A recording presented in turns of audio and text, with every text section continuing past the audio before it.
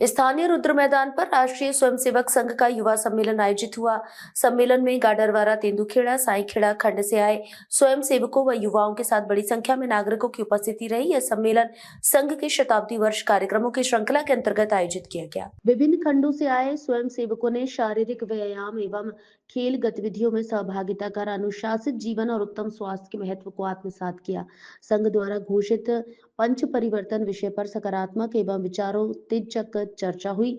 इसमें सामाजिक समरसता, कुटुंब प्रबोधन, पर्यावरण संरक्षण, नागरिक कर्तव्य, स्वदेशी जैसे विषयों पर विस्तार से विमर्श किया गया। साथ ही नशा मुक्ति को सामाजिक दायित्व के रूप में अपनाने का आह्वान किया गया। मुख्य वक्ता प्रेम शंकर जी सह क्षेत्र प्रचारक ने अपने उद्बोधन में कहा कि संघ के 100 वर्षों की यात्रा का मूल उद्देश्य राष्ट्र के प्रति स्वाभिमान की भावना को जागृत करना है। वहीं राष्ट्रीय स्वयंसेवक संघ के कार्यक्रम में मुख्य अतिथि के रूप में मौजूद पीताम्बरा धाम ककरा घाट से आए रितेश जी महाराज मीडिया से चर्चा करते हुए बताया कि युवा ही देश के सशक्तिकरण में मुख्य भूमिका निभा सकते हैं। राष्ट्रभक्ति और उद्देश्य के लिए युवाओं को राष्ट्रीय स्वयंसेवक संघ से जुड़कर देश के नवनिर्माण में मुख्य भूमिका निभानी चाहिए। वंदे भारत से सचिन कुमार जैन की रिपोर्ट। का सहस्त्राब्दी दिवस गाडरवारा के रुद्र मैदान में मनाया जा रहा है। एक युवा दिवस के रूप में भी आप लोगों को क्या प्रेरणा देना चाहेंगे देशभक्ति के लिए जुड़े हुए इस कार्यक्रम से? मुझे लगता है कि युवा जो है वो राष्ट्र के निर्माण का एक मुख्य स्तंभ है।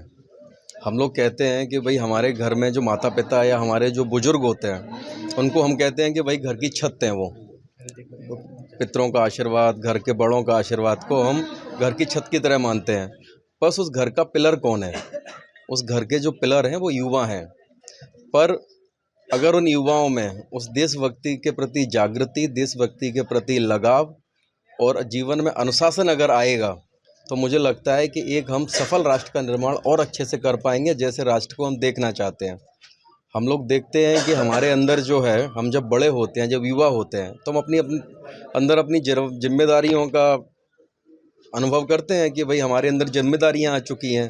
पर वो जिम्मेदारियां हैं क्या? हम देखें, अगर एक व्यक्ति कहता है कि मेरे अंदर बहुत सारी जिम्मेदारियां हैं, तो मुझे लगता है वो उन जिम्मेदारियों में वो अपने और अपने परिवार को अपनी जिम्मेदारियों में मानता है। पर आप मुझे बताइएगा कि अगर हम उस परिवार को अगर देखें तो वो परिवार कहाँ पर है? वो परिवार एक नगर के बीच में आता है, नगर एक ज़िले में आता है, ज़िला एक प्रदेश में आता है और प्रदेश एक देश में आता है। तो जब तक हमारा पूरा देश अगर सुरक्षित नहीं होगा, जब तक हमारा देश मजबूत नहीं होगा, तो आप बताइएगा कि परिवार सुरक्षित और मजबूत कैसे हो सकता है? तो ये सारी विचारधाराएं जो हैं ये संघ से जुड़ी हुई हैं।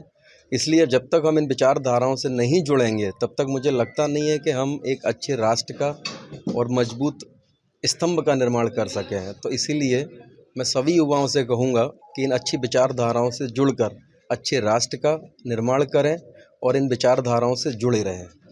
जय मां।